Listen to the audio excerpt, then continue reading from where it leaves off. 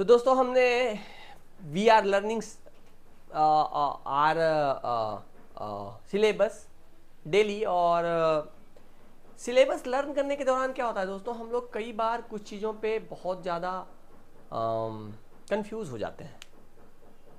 तो होती छोटी चीज़ें हैं, ऑफ कोर्स बहुत ही छोटी चीज़ें होती है, लेकिन हम क्या होता है तो हम थोड़ा कंफ्यूज कर जाते हैं। जैसे आजकल मैं एक देख रहा था, एक एस सी वर्मा सर ने एक बहुत बढ़िया क्वेश्चन डील किया है। ऑफ कोर्स किसी बच्चे ने उनसे पूछा है, बहुत बढ़िया से उन्होंने एक्सप्लेन भी किया है।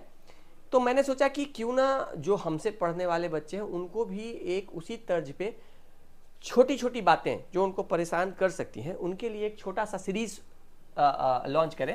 And that series we will say anecdotes, छोटी बातें जो बहुत ही छोटी बातें होंगी, जैसे कि हम over the period of time सीखेंगे। जैसे पहली बात उन्होंने ये वाला क्वेश्चन उन्होंने लिया था, एक बच्चे ने उनसे पूछा था, बहुत ही मज़ेदार चीज़ है, अगर आप सोचेंगे तो बहुत ही मज़ेदार चीज़ है। और over the period of time और भी मैं मज़ेदार चीज़ें लाता रहूँगा। पहला चीज़ हम देखेंगे कि उन्होंने जो बात किया है वो हमें एस सी वर्मा सर ने जो डिस्कस किया है इस क्वेश्चन को, उसका भी मैं लिंक आपको डिस्क्रिप्शन में डाल दूंगा। बहुत ही अच्छे से उन्होंने एक्सप्लेन किया, of course is the legend. कहना क्या है, उन्होंने बताया है, उनसे किसी बच्चे ने सवाल किया है कि sir 1 to the power 0 is equal to 1 and 1 to the power 1 is equal to 1।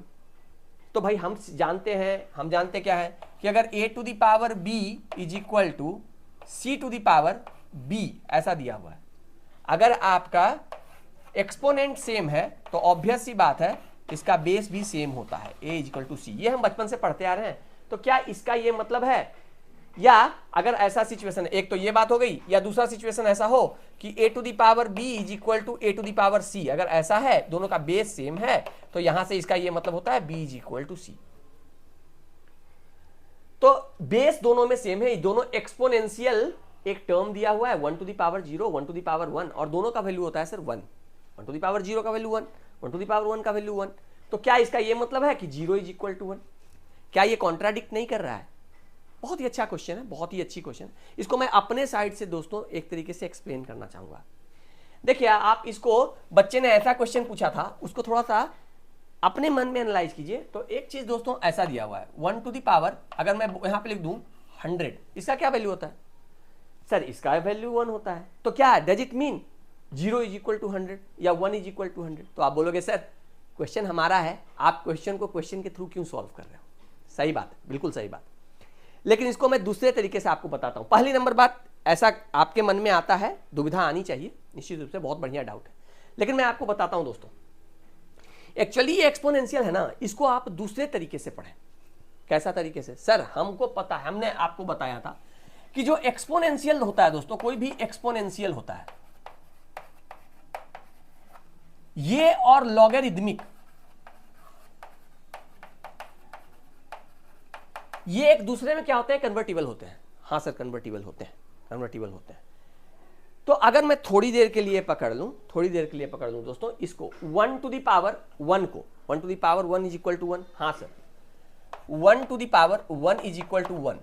हमने सीखा था कि अगर आपके पास ऐसा दिया हुआ, क्या सीखा है हमने आपको बताया था कि बेटा अगर आपके पास ऐसा दिया हुआ है log a base b is equal to c, तो इसको आप एक्सपोनेंशियल में चेंज कर सकते हो, या इसको आप इस एक्सपोनेंशियल को लॉगरिथमिक में चेंज कर सकते हो। और चेंज करने का तरीका ये होता है, सिर्फ एक चीज ध्यान रखना है, base should remain at the same place. तो बेस हमेशा बेस में होता है बेटा, और ये दोनों क्या करते हैं, आपस में अपने पोजीशंस को चेंज कर लेते हैं। जैसे b के माथा पर अभी a दिख रहा है, तो अभी जब ये एक्सपोनेंशियल होगा ना तो सिर्फ चेंज कर लेगा, अब b के माथा पे क्या दिखेगा? c दिखेगा सर। इज इक्वल टू इतना कितना हो जाएगा? a हो जाएगा। हाँ सर बहुत ही अच्छी बात। और हमने आपको बताया था कि यहां जो ये b होता है, इसका ये फंक्शन डिफाइंड तभी होता है जब b is not equal to 1। हाँ sir b is not equal to 1। क्यों ऐसा होता है b is not equal to 1? क्योंकि अगर b इज इक्वल टू 1 रख दिएगा दोस्तों, तो b is equal to 1 to the power c is a। तो हमने आपको बताया था, वो दीदी वाला किस्सा सुनाया था, ममता दीदी वाला, कि 1 to the power anything will give you 1 only, तो बेटा खेला नहीं होगा, हमने आपको बताया था। तो जब फंक्शन चेंज ही नहीं होगा तो आप पढ़ ही नहीं, आप कुछ चेंज ही नहीं कर रहे हो तो पढ़ोगे क्या? समझ में आ रही बात? तो यहां पे क्या होता है, बेस आपका अगर आपने 1 कर दिया तो ये फंक्शन चेंज ही नहीं होता है। इस कंडीशन में क्या होता है, b को, जिन्होंने भी b का ये किया था लॉगरिथम का ये किया था, खोज किया था, उन्होंने पहले ही बताया था कि भाई हम लॉगरिदम में बेस हमें कभी भी 1 नहीं रखेंगे, और साथ ही साथ ये जो हम एक्सपोनेंट रखेंगे that should always be positive. ये दो चीज बोला था उन्होंने। और सी का वैल्यू आप कुछ भी रख सकते हैं, सी का वैल्यू कुछ भी नहीं, कोई प्रॉब्लम नहीं है। और साथ ही साथ उन्होंने बताया था कि बी का वैल्यू नॉट इक्वल टू 1, और साथ ही b should be greater than 0, b भी क्या होना चाहिए, पॉजिटिव होना चाहिए। सही बात। ये 3 चीज उन्होंने बताया था दोस्तों। अब आप सोचिए, अगर मैंने इसको किसको भैया 1 टू द पावर 1 को अगर मैंने इसको लॉगरिदमिक फॉर्म में 1 to the power 1 is equal to 1, इसको मैंने लॉगरिदमिक फॉर्म में अगर मैंने इसे कन्वर्ट किया दोस्तों, लॉगरिदमिक फॉर्म में कन्वर्ट किया, तो कितना हो जाएगा सर, ये हो जाएगा log base will remain at the same place, तो बेस ही हो जाएगा 1, और ये दोनों आपस में चेंज कर लेंगे, तो यहां हो जाएगा 1 is equal to 1। First of all, क्या ये फंक्शन डिफाइंड है? सर ये फंक्शन डिफाइंड नहीं है। Very good. क्यों? क्योंकि आपने यहां पे बोला था शुरू में ही, फंक्शन का, ये लॉगरिदम का ये पहला बेसिक रूल होता है कि बेस कभी भी 1 नहीं होना चाहिए, base should never be equal to 1। यहां पे आप बेस 1 इज इक्वल टू कर रहे हो, तो क्या ये फंक्शन डिफाइंड है? नहीं। तो एक्चुअली में देखा जाए, ये जो आप देख रहे हैं a to the power b is equal to a to the power c, और दोनों का बेस सेम है तो इक्वल, तो दोनों का एक्सपोनेंट सेम होगा।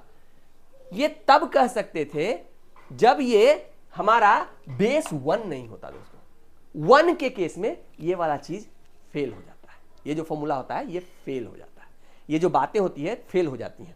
तो निश्चित रूप से ये डाउट बहुत ही अच्छा डाउट है कि अगर अब आगे से जब भी हमें सोचना होगा, तो हमें यह सोचना होगा कि भैया a to the power b is equal to a to the power c, base same है तो एक्सपोनेंट भी सेम होगा, लेकिन एक कंडीशन पे, जब a is not equal to 1। और ये हमें तब सोचना पड़ेगा कि ऑब्वियस सी बात है, ये बेस कितना होना चाहिए, ये सारी बातें आप तब कर सकते हो when a is greater than 0 and should not be equal to 1, तभी जाकर के ये बातें आप कर सकते हैं, नहीं तो ये बात नहीं कर सकते। समझ में आती है बात? तो आई होप कि आपको समझ में आया होगा कि क्यों ये कॉन्ट्राडिक्ट कर रहा है, क्यों ये बात कॉन्ट्राडिक्ट कर रहा है। ये बात आप तब कर सकते हो जब हमारे इस चीज को ये फॉलो करे, इसका जो बेस होना चाहिए, ये जो एक्सपोनेंट का बेस होना चाहिए दोस्तों, that should be greater than 0 as well as that should not equal to 1, तब जाकर के आप ये ऊपर वाले दोनों को सेम कर सकते हो। तो आई होप कि आपको ये बात समझ में आई होगी और आपको ये सीरीज पसंद आएगा। आगे भी हम सीखते रहेंगे इसी तरीके के नए फंडामेंटल थिंग्स। तो तब तक के लिए फिर मिलते हैं। जय हिंद, जय कर्नाटक।